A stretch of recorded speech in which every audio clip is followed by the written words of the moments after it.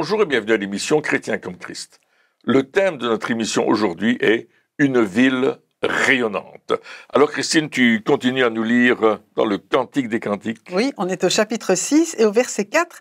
Et cette fois-ci, c'est l'époux roi qui va répondre à sa bien-aimée. Il dit « Ô ma bien-aimée, tu es belle. Quand je te vois dans ta beauté, je vois une ville rayonnante où nous habiterons comme un seul. Plus agréable que tout plaisir, plus délicieux que tout délice, tu as ravi mon cœur, volé même ma force de te résister.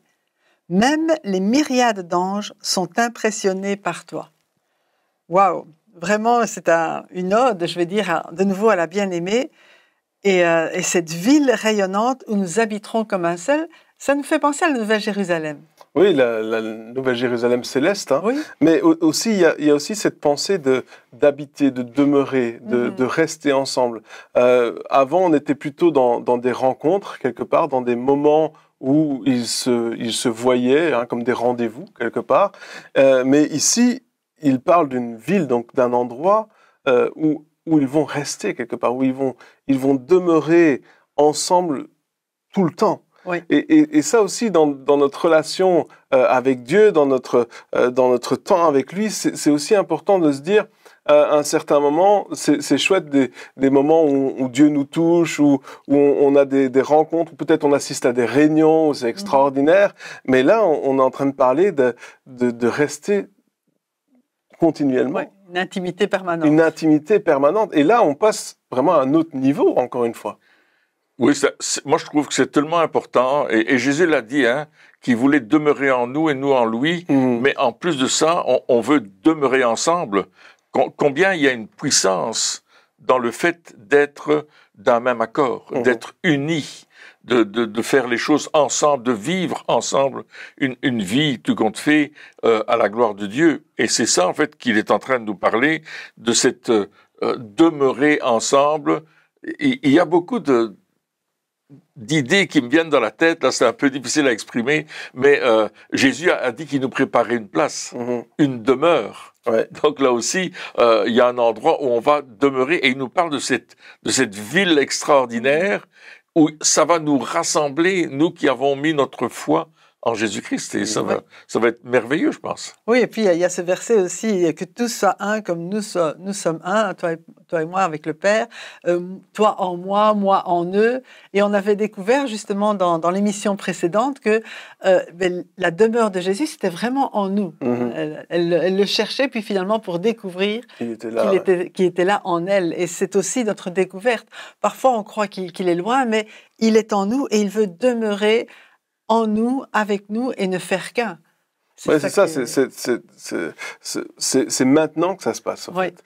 Souvent, quand on parle d'être avec Dieu, de rester avec Dieu, on pense à après la mort, ou quand Jésus reviendra, on sera tous ensemble à un certain moment.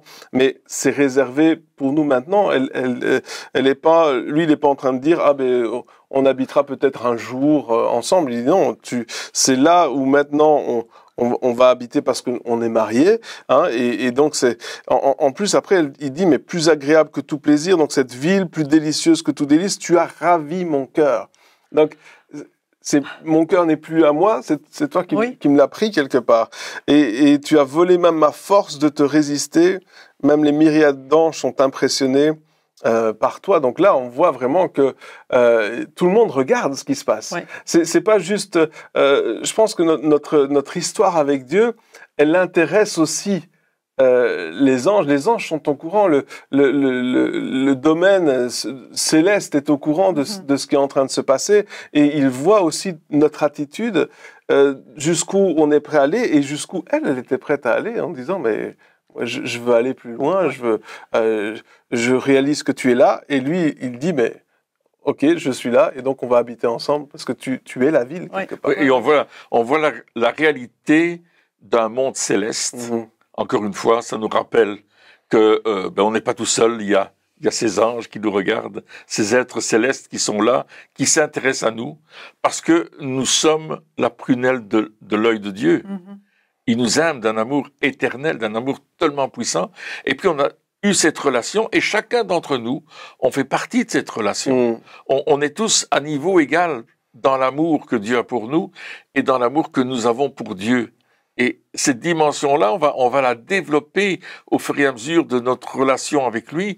Et c'est là que il y a le fait que les anges sont impressionnés par cette relation qu'on peut avoir avec le Créateur du monde, qui nous aime tellement, qui a donné son Fils pour nous, qui est venu mourir sur une croix pour nous sauver, pour nous transformer, pour changer notre vie, afin que on puisse avoir cette relation avec lui et demeurer avec lui. Et pas seulement un moment, mais pour l'éternité. Ouais, c'est ça, cette relation, elle est réelle pour chacun d'entre nous, mais on voit aussi dans toutes les émissions qu'on a vues dans ce texte des Cantiques, qu'elle a un prix aussi, que c'est pas, c'est quelque chose que Dieu veut, mais en même temps, c'est quelque chose qu'on n'est pas appelé à prendre à la légère en disant, ouais, c'est juste une relation de plus. On voit ici qu'il y a eu tout un cheminement de transformation aussi intérieure, mais tout un cheminement de décision qui a fait que la relation a pu évoluer et aussi l'engagement a pu évoluer et ça a pris encore plus d'ampleur. Et d'ailleurs, on voit dans le verset suivant, verset 5, ça va encore plus loin. Détourne tes yeux de moi, je n'en peux plus, je ne peux pas résister à la passion de ces yeux que j'adore. Dominé par un regard, mon cœur est ravi, défait. Tenu captif par ton amour, je suis vraiment dépassé, parce que ton dévouement éternel envers moi est le plus soumis des sacrifices. Et là, c'est ce que tu disais, ça a un prix. Ça a eu un prix pour Jésus lui-même qui a donné sa vie, mais ça a un prix pour nous aussi qui abandonnons notre vie, qui par amour pour lui, en fait. C'est notre amour qui fait qu'on s'abandonne entièrement à lui. C'est extraordinaire parce qu'on lui fait confiance. Il y a tout dans cet amour où quelque part, on va même venir à lui. C'est sûr qu'il est prêt à tout nous donner, mais d'un autre côté, notre désir, c'est de lui plaire, c'est de lui faire plaisir, c'est de le voir se réjouir en nous. Oui, et puis il y a ce mot, ce dévouement. Ce mot dévouement, il est tellement important aujourd'hui de dire il y a un dévouement pour une personne. Parce que souvent, le dévouement, il est pour soi-même. Il est à la rigueur peut-être pour sa famille, peut-être, mais on a restreint le nombre de personnes pour qui on est dévoué. Oui, et ici, on voit que ce que Jésus il voit, c'est ce dévouement. Et c'est intéressant parce que donc juste avant, on parle d'une ville, d'accord, et ici, il dit dominé par un regard. Donc si on pense à une ville, une forteresse, dominée par un regard. Mon cœur a été ravi, défait, tenu captif par ton amour. On voit comme, au fait, elle a pris la ville quelque part. C'est comme si lui, c'était aussi une ville et elle a pris la ville. Elle a pris la ville et maintenant il dit, mais ça y est, je suis vraiment dépassé. Je suis tenu captif par ton amour. Ça y est, au fait, tu as vaincu, tu as gagné, tu as été conquérant de cette ville quelque part. Et là, si on considère justement comme c'est une ville, eh bien, il a fallu prendre cette ville. Il a fallu aller jusqu'au bout. Donc, autant Jésus, il a cette relation envers nous, il court vers nous, il nous encourage, il nous aide à aller plus loin, etc. Autant nous, en même moment, on peut aller jusqu'à forcer les choses, jusqu'à tenir captif, jusqu'à son amour quelque part. Et c'est ça qu'il est en train de dire. Il a dit, mais tu m'as vaincu. Je suis dépassé, je suis dominé par un regard. Mon cœur est ravi. Au fait, je me sens, j'ai été vaincu parce que tu as été jusqu'au bout. Et je pense que c'est important de parler de cet aspect des choses aussi, en disant oui, c'est vrai que Dieu nous aime, il veut faire plein de choses pour nous, mais nous, notre attitude, est-ce qu'on est prêt à avoir ce dévouement, à aller jusqu'au bout, à faire les choses qui sont nécessaires pour quelque part atteindre le but que nous aussi, on s'est fixé. Et puis, on voit dans ce message la découverte extraordinaire de l'amour de Dieu. Il l'a vaincu parce qu'il l'a découvert, parce qu'il a trouvé le trésor, tout compte fait. Il est rentré dans la forteresse, il a trouvé le trésor, et le trésor, c'est cet amour infiniment grand de Dieu qu'il nous donne, et que nous, on lui redonne. Et il y a cette communion d'amour entre nous. C'est pas une communion de oui, je comprends les choses, je suis supérieur, ça y est, j'ai découvert ça. Non, c'est un cœur à cœur. C'est un cœur à cœur profond qui fait que je vais entrer dans cette dimension de l'amour de Dieu, et à ce moment-là, tout est possible. Parce que je sais que son amour est plus grand que tout. Et parce que mon amour est dans son amour, ensemble, on peut remporter ces victoires. Oui. Et puis, n'oublions pas le Saint-Esprit qui nous communique l'amour de Dieu, puis qui nous rend capables d'aimer comme lui désire être aimé quelque part. Donc, il y a vraiment cette communication qui est le ciment de cet amour entre lui et nous. Et quand je lis ça, je me dis, ah ben, il a vraiment gagné. Ouais. Il a gagné ce pourquoi il a donné sa vie, il l'a eu. Et c'est... Vous savez, quand on demande quelque chose au Seigneur, parfois, on croit qu'il va le faire, mais quand on le reçoit, on est émerveillé. Ah ben oui, il l'a fait. Et ici, je vois la même attitude de Jésus qui croyait, qui savait pourquoi il agissait, et maintenant, c'est comme qu'il reçoit cette récompense. Il dit, ah, je l'ai enfin. Ah, mais oui, mais c'était vrai. Ouais, exactement. Je sais pas, je ressens comme ça. Oui, et en plus, après, il continue. Hein, tu parlais de l'esprit. Il continue au verset 6. Oui. L'éclat de ton esprit montre comment, en prenant ma vérité, elle t'a rendu équilibrée et complète. Oh. Et là, il est tellement heureux qu'elle a saisi toute la vérité de qui il est, la vérité de la parole de Dieu, bien sûr, mais qu'il a épanoui. Oui, et puis surtout, il voit le Saint-Esprit en elle. Oui. À l'éclat de ton esprit, c'est parce que le Saint-Esprit, il habite en nous, et donc quelque part, c'est. Il fait mix ça. Ouais, c'est ça. Et donc, qu'est-ce qu'il fait, le Saint-Esprit? Il nous conduit dans toute la vérité. Dans toute la vérité. C'est vrai. Et il dit, mais voilà, je vois l'éclat de ton esprit, donc je vois quelque part aussi le Saint-Esprit briller en toi, et en prenant ma vérité, et elle t'a rendu équilibré et complète. Et donc, c'est le Saint-Esprit qui nous donne la vérité, et cette vérité qui vient de Dieu nous rend équilibrés et complets. Et ça, aujourd'hui, on en a tous besoin. C'est vrai. On a besoin de cette vérité. Tellement on fait face à des réalités qui ne sont pas forcément la vérité, et tellement on fait face à des autres semi-vérités. Et qu'est-ce qu'elles font? Tous ces courants, eh bien, ça déséquilibre notre marche. Et quelque part, ça déséquilibre notre marche. Et ici, il dit complète parce que, justement, quand on croit des choses qui sont fausses, eh bien, à un certain moment, on est incomplet. On ne sait plus qui on est. On perd notre identité, notre personnalité. On fait face à tellement de choses en se disant, mais lui dit ça, donc ça veut dire que peut-être que moi je suis comme ça. Ah, mais lui dit ça, donc moi je suis comme. Et on prend des semi-vérités qui sont fausses quelque part, et on les assimile, et puis on est tout sauf complet. Et on est déséquilibré. Et quand on est déséquilibré, moi je pense à un vélo par exemple, ou même un funambule, hein, s'il est déséquilibré, il va tomber. Ouais. Un vélo qui est déséquilibré, il va tomber aussi. Donc quand on est déséquilibré, on va à gauche, à droite, on ne sait plus trop, et puis on finit patatras. On fait la chute. On fait la chute. Et là, elle dit, mais par contre, le Saint-Esprit qui vient en toi, il va t'éclairer sur la vérité.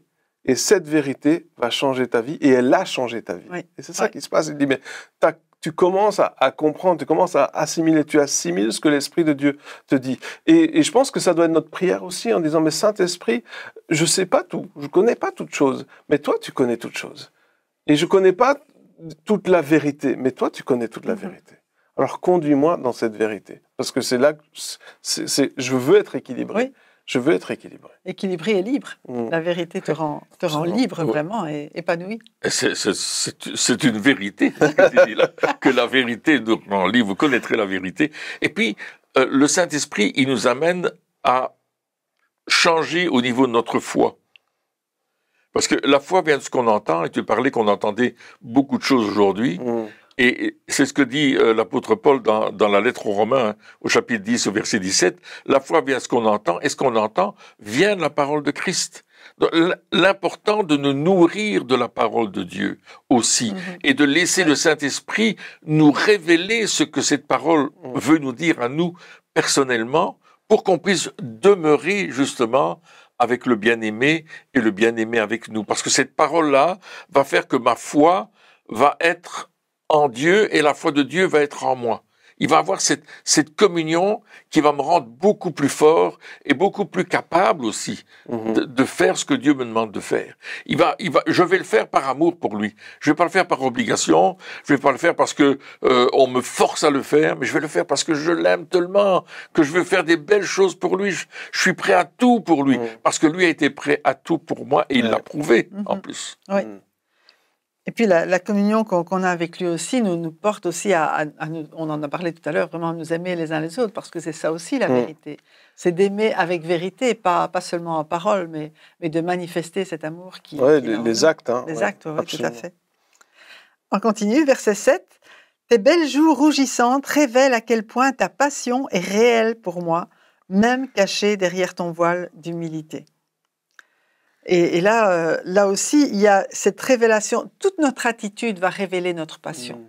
En fait, c'est pas seulement des paroles, mais c'est tout notre être qui va exprimer notre amour pour Jésus. Et il parle d'humilité aussi. Oui, et puis il parle ici, donc quand il dit tes belles joues rougissantes. On a tous déjà rougi. C'est vrai. On est gêné ou quand il y a quelque chose qui se passe, on rougit. Et ça montre ce qui se passe à l'intérieur. Voilà. C'est ça qu'il est en train de dire, en fait. Oui. Tu rougis et on voit que c'est vrai. C'est vrai, t'es pas en train de faire semblant de quelque chose, c'est une réaction physique de ce qui se passe en toi, et donc c'est quelque chose de réel, et comme tu dis, c'est même caché derrière ton voile d'humilité. Donc quelque part, elle a toujours le voile devant, comme la mariée avant de se marier, elle a le voile qui est devant son visage, et il dit, mais même au travers du voile, on voit quand même les joues qui rougissent. Donc, quelque part, c'est vraiment fort. Et il est en train de dire, mais peu importe, même si tu essayes de le cacher, on voit ta passion.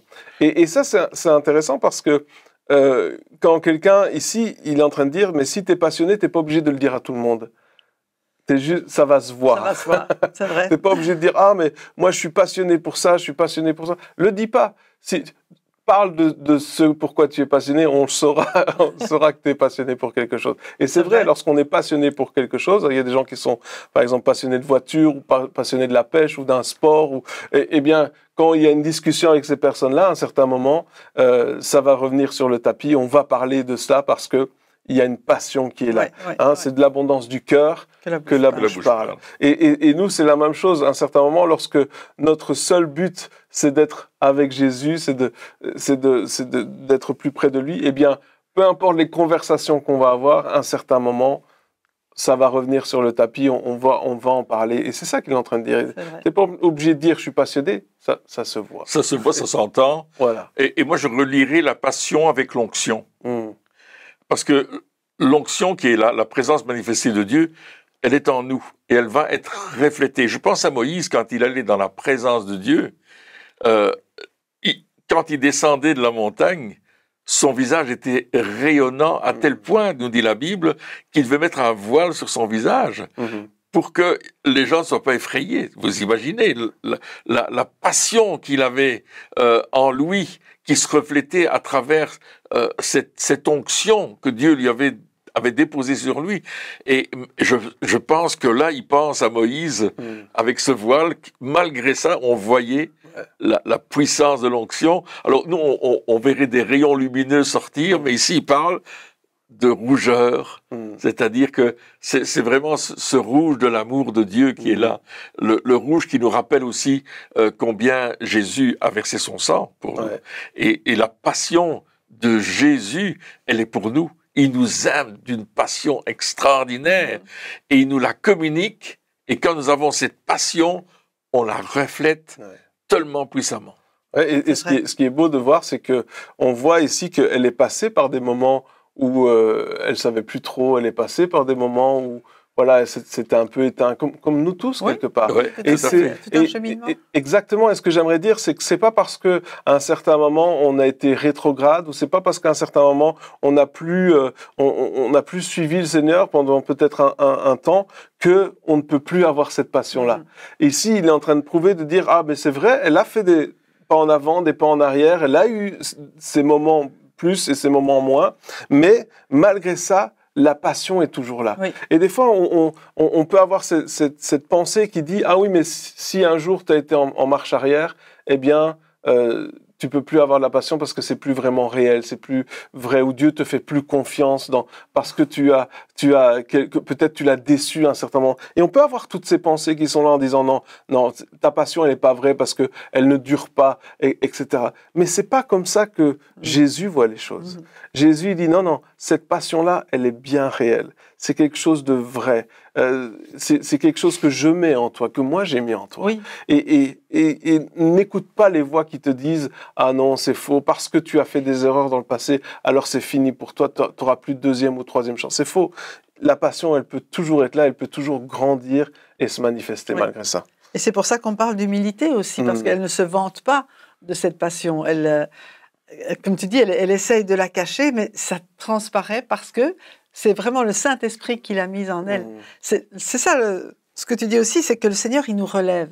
Il ne veut pas nous abattre. C'est vrai que parfois, on se retire ou on est moins passionné, on est moins zélé, mais lui, il vient nous rechercher et puis il vient nous redonner ce zèle. Il a payé cher pour nous avoir, il ne va pas nous lâcher, il ne va pas nous laisser tomber. Si on a besoin d'être réparé, il va le faire. Exactement. Parce qu'on a vraiment de la valeur pour lui et on est tellement précieux à ses yeux qu'il a tout fait et il continue. Et la Bible dit que si Dieu n'a pas hésité à nous donner son Fils, combien ne nous donnera-t-il pas aussi toutes choses avec lui pour nous rendre capables justement de le suivre, de lui plaire, d'être ce qu'il veut qu'on soit. Oui, il nous a choisis. Il nous a choisis. D'ailleurs, c'est ce qu'on voit, je pense, dans le verset suivant. Voilà, T'étais bien synchronisé avec la suite. J'aurais pu en choisir une parmi la vaste multitude des sujets royaux qui me suivent. Mais une seule est ma colombe bien-aimée, d'une beauté inégalée, sans égale, sans comparaison, la parfaite, la préférée. D'autres, en voyant ta beauté, chantent ta joie. Les mariés et les reines chantent tes louanges, comme elle est bénie. Donc là aussi, il montre, comme tu dis, le choix. Il nous a choisis. Et bon, ici, on parle d'un choix parmi beaucoup. Mais quelque part, ce que Dieu cherche, c'est il cherche notre cœur. Il cherche un cœur qui va lui être complètement abandonné. Et c'est ça qui va guider son choix. Oui, et puis il va loin quand même. Il dit d'une beauté inégalée, sans égale, sans comparaison. Alors que ce qu'on aime faire, c'est comparer tout le temps. Il dit sans comparaison, qu'il n'y a même pas. Ensuite, il continue. La parfaite. Et comme si c'était pas assez, la préférée. C'est fort. Donc là, à ce moment-là, je pense que quand justement ces voix viennent en disant mais non, t'es pas vraiment ce que Dieu veut, etc. T'es pas comme ça. Wow. C'est pas ce que je vois dans la Bible. Hein.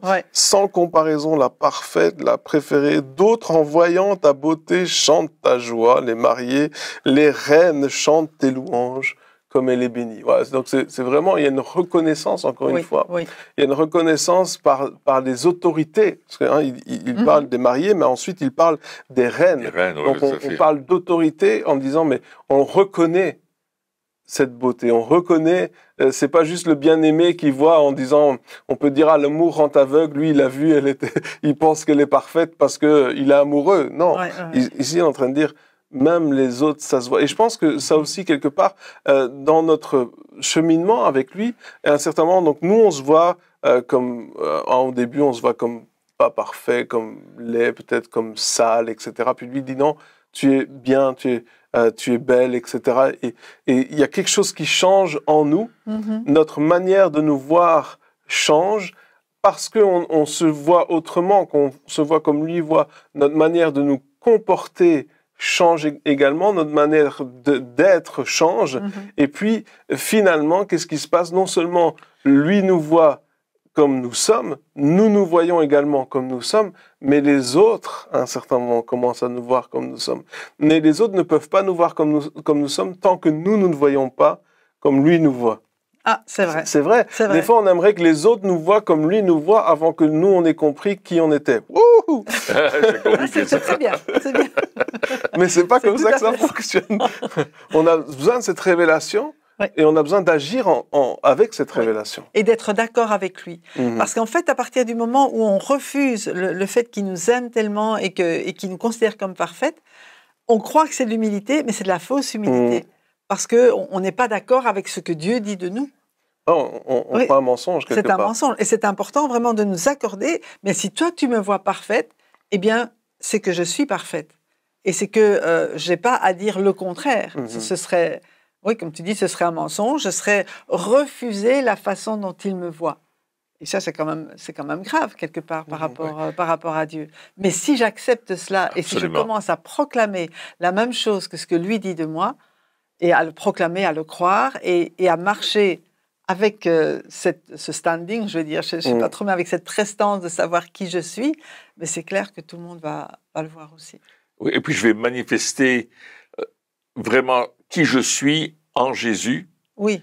Parce que Éphésiens nous dit au chapitre 1er, verset 3, que nous sommes bénis de toutes sortes de bénédictions spirituelles dans les lieux célestes en Jésus-Christ. Et là, je rentre pleinement dans ma bénédiction. Et quand je connais ma bénédiction, je ne m'occupe plus des malédictions éventuelles qu'on aurait pu dire sur moi ou que j'aurais pu hériter, par exemple, mais je vais vivre dans la bénédiction et je vais bénir les autres parce que je suis béni et je suis béni pour bénir. Amen. Alléluia. Ouais, c'est ça. Et ensuite, on continue. Oui, regarde-toi maintenant, c'est ça. Regarde-toi maintenant, surgissant comme le jour surgit de l'aube, juste comme l'éclat de la lune, lumineuse et brillante comme le soleil dans toute sa force, étonnante à voir comme une armée majestueuse agitant des bannières de victoire. Et là, il révèle, regarde-toi maintenant, c'est ça que tu es. Oui, et là, il parle de lumineuse et brillante comme le soleil. Et là, on peut que penser, on parlait de Moïse tout à l'heure hein, qui brillait, mais c'est Dieu qui brille au fait. Oui. Et si on a eu ce changement dans nos vies, c'est parce que justement, on a regardé dans ses yeux. Oui. Au fait, des fois, on dit, ah, mais il faut que tu essaies de te convaincre que tu es, et ce que Dieu te dit. Non, non, non. Regarde dans ses yeux. Oui. Contemple-le. Et tu verras que en le contemplant, eh bien, tu vas changer. Hein, la Bible nous dit que lorsque nous le regardons, eh bien, à ce moment-là, nous sommes transformés, transfigurés. Il y a une transformation qui se fait lorsqu'on a ce face-à-face. Et là, non seulement il y a une transformation qui se fait, mais en plus, son éclat, lui sur nous, et nous rayonnons à ce moment-là, étonnant à voir comme une armée majestueuse agitant des bannières de victoire. Alléluia. C'est ce que Dieu veut pour nous. Amen. C'est sa vie en nous, c'est notre victoire et c'est la victoire qu'il a pour chacun d'entre nous. Eh bien, chers amis, merci encore de nous avoir suivis pour cette émission et puis on se retrouve très bientôt pour la suite. Au revoir.